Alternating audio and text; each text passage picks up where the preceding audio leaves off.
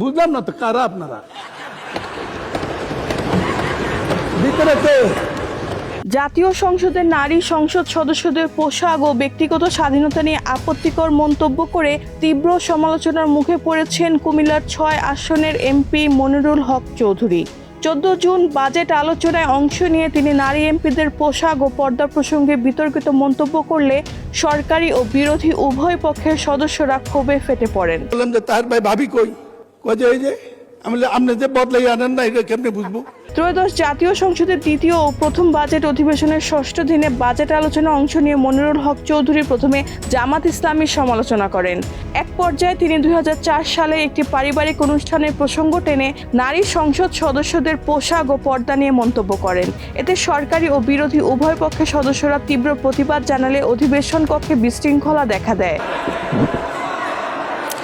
আপনারা মাননীয় সদস্য আপনারা বসেন। বসেন। পরিস্থিতি নিয়ন্ত্রণে deputy speaker barrister Kaiser Kamal কঠোর ভাষায় তাকে সতর্ক করেন। তিনি বলেন, আমরা সবাই জনগণের ভোটে নির্বাচিত সংসদ সদস্য। আমরা যদি নিজেদের ভদ্রতা এবং মর্যাদা ধরে রাখতে না পারি তবে দেশের মানুষের কাছে আমাদের লজ্জিত হতে হবে এবং সংসদ কারো ব্যক্তিগত স্বাধীনতা নিয়ে মন্তব্য করার জায়গা নয়। পরে ডেপুটি স্পিকার মনিরুল হক চৌধুরীর বক্তব্যের আপত্তিকর অংশ সংসদীয় কার্য বিবরণী থেকে বাদ দেওয়ার নির্দেশ দেন। সমালোচনার মুখে মনিরুল হক চৌধুরী সংসদে দুঃখ প্রকাশ করে বলেন, তার বক্তব্যে কেউ আঘাত পেয়ে থাকলে তিনি তা প্রত্যাহার করতে চান। তবে তার এই মন্তব্যকে কেন্দ্র করে সংসদের ভেতরে ও বাইরে ব্যাপক আলোচনা ও সমালোচনার সৃষ্টি হয়েছে।